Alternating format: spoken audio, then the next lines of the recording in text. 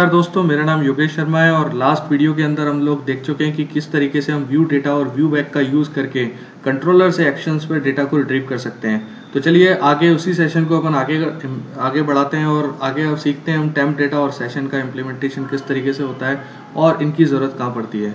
तो देखिए, सबसे पहले मैं टेम्प डेटा के बारे में आपको बताने जा रहा हूँ। Temp data is a dictionary object that is derived from temp data dictionary class. ठीक है, तो ये तो एक थ्योरेटिकल सेक्शन हो गया कि ये एक पर्टिकुलर क्लास है जिस क्लास का यूज करके आप temp data dictionary object create कर सकते हैं। Temp data is use to pass data from current request to subsequent request. तो चलिए अपन पहले इसे इम्प्लीमेंट करके देखते हैं कि किस तरीके से हम टेम्प डेटा को कंट्रोलर से एक्शंस पे डेटा को रिट्रीव करने के लिए यूज में ले सकते हैं।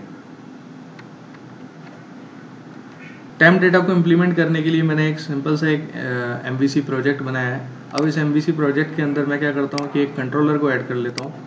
कंट्रोलर का नेम मैं ले लेता हूँ होम कंट्रोलर मैंने यहाँ ले लिया। होम कंट्रोलर को लेने के बाद अब मुझे करना क्या है कि इसके अंदर एक एक्शन क्रिएट करना है। टेम्प डेटा का जो सबसे बड़ा बेनिफिट ये है वो ये है कि अगर आप टेम्प डेटा वेरिएबल को किसी एक एक्शन के अंदर क्रिएट करते हैं तो आप उसे दूसरे एक्शन के अंदर भी रिट्रीव कर सकते हैं। जानते हैं कैसे? तो सबसे पहले मैं क्या करूंगा कि यहाँ टेम्प डेटा का एक वेरिएबल क्रिएट करूंगा। ठीक है, ये थोड़ा सा टाइम ले रहा है। यहाँ मैं लिखता हूँ, ओहो ये क्या है कि रनिंग मोड में चला गया है, मुझे इसे स्टॉप करना पड़ेगा। अब मैं यहाँ लिखता हूँ टेम्प डेटा। ठीक है, टेम्प डेटा आप देख रहे हैं ये ऑब्जेक्ट आ रहा है आपके सामने। इस टेम्प डेटा ऑब्जेक्ट के अंदर मैं एक की वैल्यू पास करूंगा जैसे माई डेटा। ये मैंने एक की वैल्यू पास कर दी और इसके अंदर मैं कोई वैल्यू पास कर देता हूँ, जैसे मैंने आज की टाइम को या आज की डेट को यहाँ ले लिया। डेट और टाइम दोनों ये शो करेगा। और साथ के साथ मैं क्या करता हूँ कि एक एक्शन और बना लेता हूँ। ठीक है, आपने देखा था कि व्यू डेटा और व्यू बैक का यूज़ करके हम एक कंट्रोलर के एक एक्शन से उसी एक्शन से एसोसिएटेड जो भी आपका व्यू होता है उस पर डेटा को रिट्रीव कर लेते हैं। लेकिन आपके टेम्प डेटा के अंदर आप किसी दूसरे एक्शन पर भी डेटा को रिट्रीव कर सकते हैं। जैसे मैं एक एक्शन बना देता हूँ इंडेक्स 1। ठीक है, तो मुझे इसका व्यू ओपन नहीं करना। मैं क्या चाहता हूँ कि मेरा इंडेक्स 1 कॉल हो जाए, इंडेक्स एक्शन के थ्रू इंडेक्स 1 कॉल हो जाए। तो मेरे पास एक प्री डिफाइंड मेथड है रीडायरेक्ट टू एक्शन। इस मेथड का यूज करके आप किसी भी कंट्रोलर के किसी भी एक्शन के ऊपर पहुंच सकते हैं। तो अगर मैं लोकल एक्शन के ऊपर ही काम कर रहा हूँ तो यहाँ मैं इंडेक्स 1 को पास कर देता हूँ। तो ये मैंने आर्गुमेंट पास कर दिया। इसके साथ यहाँ मैं रिटर्न व्यू कर लेता हूँ, तो रिटर्न व्यू करूंगा मैं। और यहाँ पर मैं क्या करता हूँ, एक व्यू को अटैच कर लेता हूँ जिस पर मैं टेम्प डेटा की वैल्यू को रिट्रीव करूंगा। तो व्यू अटैच हो रहा है इसके साथ। आपने देखा, एक बार दोबारा से मैं रिपीट कर देता हूँ कि आप इंडेक्स सेक्शन पर इस होम कंट्रोलर के इंडेक्स सेक्शन पर टेम्प डेटा को क्रिएट कर चुके हो और इसे आप रिट्रीव करने वाले हो इंडेक्स 1 के व्यू पर। तो इंडेक्स 1 का व्यू यहाँ क्रिएट हो चुका है। तो अब इसके क्रिएट होने के बाद जैसे मैं यहाँ लिखता हूँ S3, यहाँ एक सिंपल सी स्ट्रिंग मैंने पास कर दी टेम्प डेटा।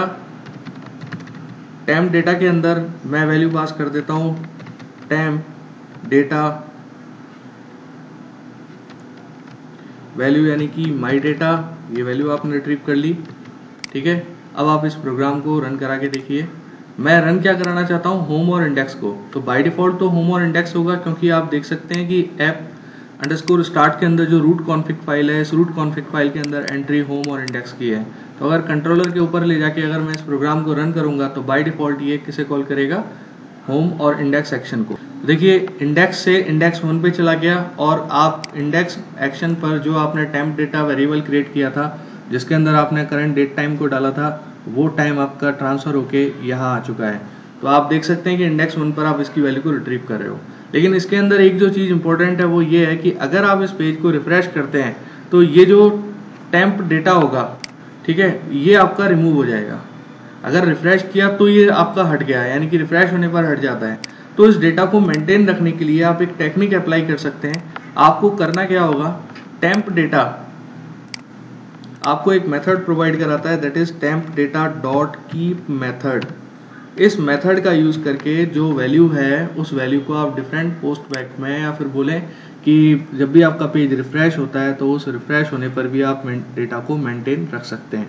तो देखिए, जब ये आपका पेज रन हो रहा है, सबसे पहले ये होम कंट्रोलर के इंडेक्स सेक्शन को कॉल करेगा, लेकिन इंडेक्स सेक्शन पे हमने रिडायरेक्ट कर रखा है इंडेक्स 1 पर, तो ये वहाँ रिडायरेक्ट हो जाएगा और फाइनली इंडेक्स 1 ही आपके सामने ओपन हो पाएगा, ठीक है।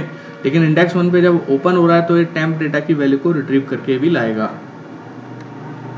देखिए डेटा हमारे सामने आ चुका है। अब मैं अगर इस पेज को रिफ्रेश करता हूँ, रिफ्रेश करने के बाद भी आप देखें जो डेटा है आपका वो मेंटेन है। तो एक चीज़ का आपको जो ध्यान रखना है कि जिस टेम्प डेटा को आप एक्शन पर रिट्रीव करना चाहते हैं, आप उसके अंदर कीप मेथड को अप्लाई कर दीजिए तो ये आपका एक्सेस हो जाएगा। टेम्प डेटा की जो कैपेबिलिटी होती है किसी कंट्रोलर से एक्शन में होती है। अब मैं नए कॉन्सेप्ट पर आ रहा हूँ जो कि आपका सेशन है, derived from HTTP session class. Session is valid for all requests not for a single redirect. तो हम सेशन को कैसे क्रिएट कर सकते हैं, चलिए वो देखते हैं अपन। मैं क्या करता हूँ कि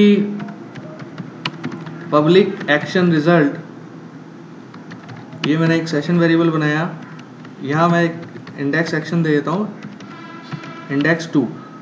इस इंडेक्स 2 के अंदर मैं एक सेशन वेरिएबल क्रिएट करने जा रहा हूँ जिसमें अपन वही की वैल्यू पेयर्स लेते हैं। तो जैसे यहाँ मैं लिख देता हूँ सेशन वैल्यू। सेशन वैल्यू के अंदर एक सिंपल सी स्ट्रिंग पास कर देते हैं, जैसे मैं अपना नेम या मेरी वेबसाइट का नेम पास कर देता हूँ yogesh.net, और यहाँ से इसका व्यू ओपन कर लेता हूँ, ठीक है।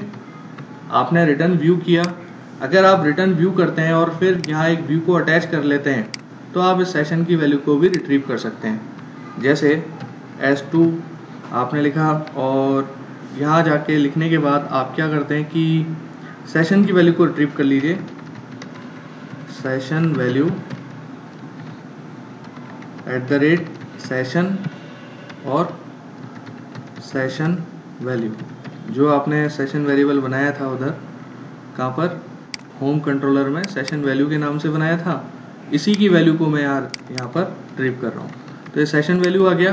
तो जब मैं इस प्रोग्राम को रन कराऊंगा तो ऑब्वियसली ये वर्क करेगा और सेशन की वैल्यू को रिट्रीव करेगा। अब मैं क्या करता हूँ कि एक नया कंट्रोलर और बना लेता हूँ। जैसे मैंने यहाँ बना दिया एक कंट्रोलर, इस कंट्रोलर का नेम रखा स्टूडेंट। इस कंट्रोलर का यूज करके मैं एक व्यू इसके साथ भी अटैच कर देता हूँ, जिस व्यू पर मैं उसी सेशन की वैल्यू रिट्रीव करना चाहता हूँ जो मैंने अभी होम कंट्रोलर के इंडेक्स 2 एक्शन के अंदर पास की हुई है, ठीक है। इसका कहीं तक भी दूर दूर तक कोई रिलेशन नहीं है, लेकिन अब आप इसकी वैल्यू को रिट्रीव कर भी सकते हैं। चलिए देखते हैं इस प्रोग्राम को रन करके। सबसे पहले ये होम के इंडेक्स 1 को ही कॉल करेगा क्योंकि हमने सेटिंग में दिया हुआ है, लेकिन मैं अब यहाँ लिखना चाहता हूँ /home/index2। इंडेक्स 1 का अब कोई पर्पज़ नहीं है यहाँ पर। जब इंडेक्स 2 को ओपन करेंगे तो ये अपने ही व्यू को ओपन करेगा और उसमें आप सेशन की वैल्यू को देख सकते हैं। चलिए देखते हैं किस तरीके से वैल्यू को लेके आता है ये। देखिए आपके सामने सेशन की वैल्यू आ चुकी है, सेशन वैल्यू yogesh.net में। अब अगर मैं इस URL को चेंज करता हूँ, student/index करता हूँ, तो भी मुझे ये वैल्यू मिलनी चाहिए। जब आप इसे चेंज करेंगे और वापस से रन कराएंगे तो सेशन की वैल्यू अगर मेंटेन रहती है तो इसका मतलब समझ जाइए कि सेशन को आप थ्रू आउट एप्लीकेशन कहीं पर भी यूज़ कर सकते हैं। ऐसा कुछ भी नहीं है कि आपको किसी कंट्रोलर से एक्शन से इसे अटैच करना है। तो दोस्तों इस तरीके से आपने देखा कि किस तरीके से अपन टेम्प डेटा और सेशन का यूज़ कर सकते हैं।